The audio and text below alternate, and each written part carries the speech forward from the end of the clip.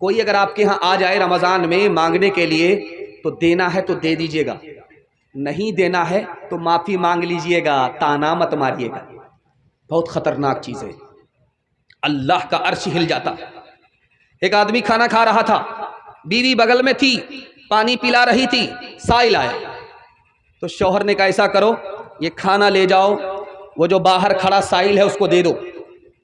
वो औरत जो खाना लेकर के गई हंसती हुई, वहां से जब वापिस आई तो रोती हुई आई। तो शौहर ने कहा अल्लाह के बंदी, हंसती हुई गई, रोती हुई आई, क्या वजह है? कहा वो जो भिखारी था वो मेरा पहला शौहर था, मेरे दरवाजे पर खड़ा था।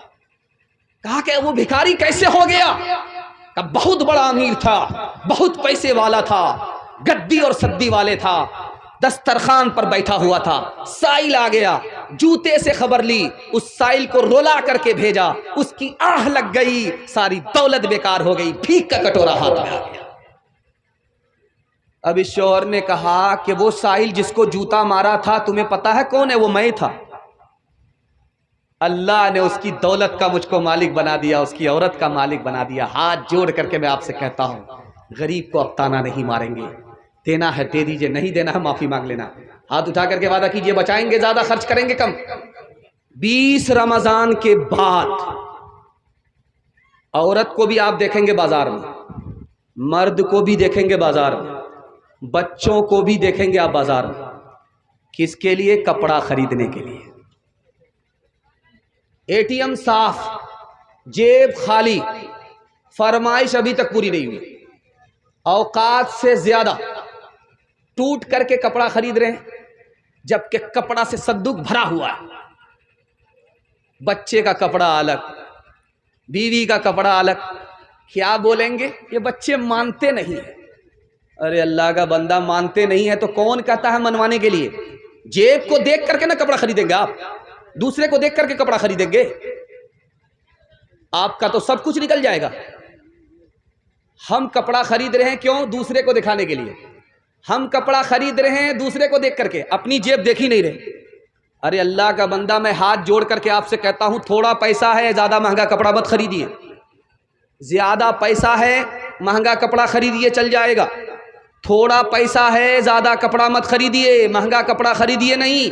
और जितना पैसा है उतने ही का कपड़ा खरीदिए, कर्जा मत लीजिए।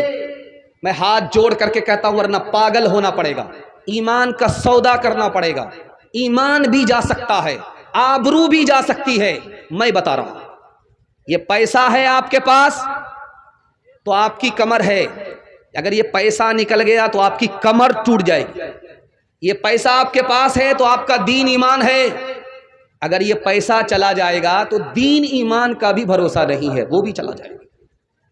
बेटी ने बाप से पूछा, अब्बा हुजूर इंसाफ से बताओ, मेरी जो शादी कराए हो कितना पैसा खर्च हुआ था? तो बाप की आंख से आंसू निकले। कहा बेटी इतना पैसा खर्च हुआ, इतना पैसा खर्च हुआ, उधार लेना पड़ा, कर्जा करना पड़ा, और तू जवान हो गई, तेरा बेटा जवान हो गया, मैं बूढ़ा हो गया हूं, कब्र में पैर लटक गए, अभी तक कर्जा चुका नहीं सका हूं। हाथ जोड़ करके मैं आपसे कहता हूं, थोड़ा पैसा है थोड़ा खर्च कीजिए, ज्यादा पैसा है ज्यादा खर्च कीजिए। दूसरे को देख करके कौवा चला हंस की चाल, अपनी चाल भूल गया, गलती मत कीजिएगा, वरना पागल हो सकते हैं आप, आपका ईमान जा सकता है और रात दिन आपके घर में झगड़ा होता रहे। एक मिसाल पर पैगाम खत्म कर रहा हूं। एक साइल आया, एक आदमी से बोला 10 रुपया दे दीजिए, दे दिया। दूसरे से कहा 10 रुपया दीजिए, दे दिया। ये तीसरे आदमी जो बैठे हुए थे मुड़ी गोद करके, इससे कहा कि 1000 रुपया दीजिए। तो ये आदमी कहता है सो करके उठा, भी बहुत दूर चला गया था, इसकी ससुराल है नहीं, लेकिन ये ससुराल के ख्याल में था, बहुत दूर चला गया था। इसको मैंने जगाया तो साइल ने इससे कहा कि हमको 500 रुपया दीजिए, इससे 10 रुपया, इससे 10 रुपया और इससे 500 रुपया। तो ये आदमी पूछता है यार हमसे 500 रुपये क्यों मांग रहे हो, इससे तो 10 रुपया लिया है, इससे 10 रुपया लिया है, हमसे 500 रुपये क्यों मांग रहे हो? तो कहा कि तुम पानी की तरह पैसा उड़ा रहे हो, बहा रहे हो, तुमसे जो कुछ मिलेगा आज ही मिलेगा, कल नहीं मिलेगा। ये हिसाब से पैसा खर्च कर रहा है, इसलिए इससे 10 रुपया लिया, आज भी मिलेगा, जिंदगी भर मिलेगा। इंशाअल्लाह फरमाइश पूरी करेंगे। जेब को नहीं देखेंगे, हाथ उठाइए इंशाअल्लाह।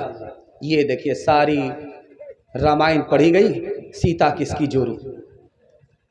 फिर एक बार हाथ उठाइए, जितना पैसा होगा उतना ही खर्च करेंगे, थोड़ा होगा थोड़ा खर्च करेंगे, ज़्यादा होगा ज़्यादा खर्च करेंगे। हाथ उठाइए इंशाअल्लाह।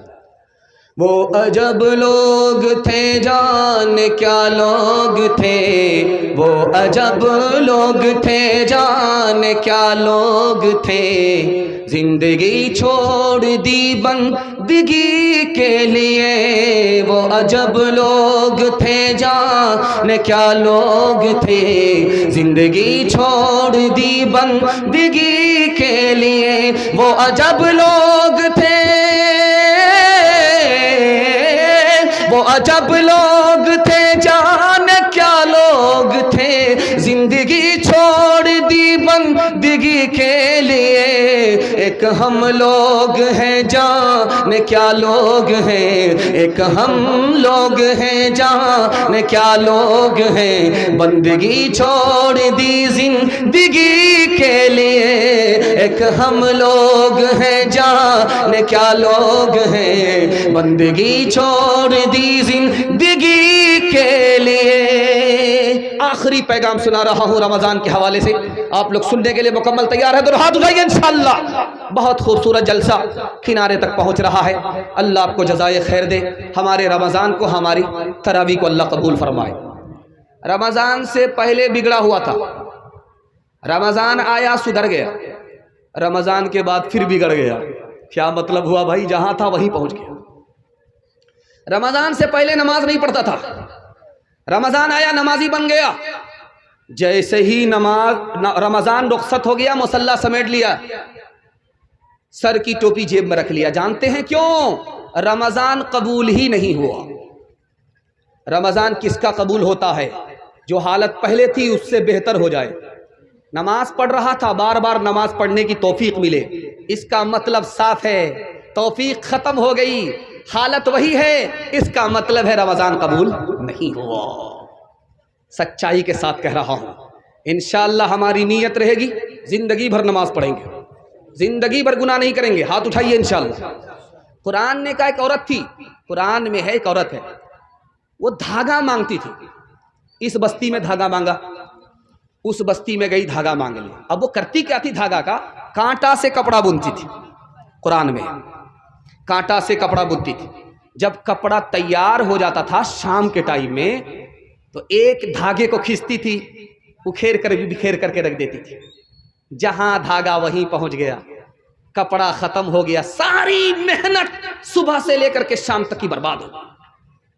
ठीक यही मुसलमान का हाल है, उस पागल औरत की तरह जो दूसरे से कपड़ा भीख मांगा, उससे कपड़ा बुन करके तैयार किया, अभी कपड़ा तैयार नहीं हुआ कि धागे खींच लिए, वो धागा ही धागा रहा, कपड़ा नहीं रहा। कुरान में एक जगह है, एक कौम है, रात में सफर किया। हमारा बेटा जाता है पंजाब, पंजाब से घर आता, तो ट्रेन में बैठता है, इधर घर में फोन करता है कि अम्मा मैं सुबह को पहुंच रहा हूं, रात में बैठ गया हूं ट्रेन में। तो माँ इंतजार करती है, सोती नहीं है। बाप इंतजार करते हैं, सोते नहीं है। बीमार माँ बीमारी भूल जाती है, बूढ़ा बाप बुढ़ापे को भूल जाता है। दरवाजे पर खड़ा है बेटे के इंतजार में, बेटा पहुंच गया, लेकिन रात में चला बेटा, घर में पहुंचा ही नहीं। अब माँ भी परेशान कि बेटा है तो कहां। रात भर सफर किया, फिर वहीं पंजाब, रात भर सफर किया बिहार के लिए, फिर पंजाब, रात भर सफर किया, फिर वहीं। क्यों? अल्लाह का नाफरमान था। उसने कहा मैं घर पहुंचूंगा, माँ को बता दिया हूं। अल्लाह ने कहा तुम्हें पहुंचने नहीं दूंगा, ये जमीन मेरी है, कदम तुम्हारा है, हम जमीन को लपेट देंगे, तुम जहां से चले थे वहीं पहुंचा देंगे। ठीक यही मुसलमानों का हाल है। रमजान से पहले सुधर गए, टोपी सर पर रख लिया, रमजान गया सब कुछ रुखसत हो गया।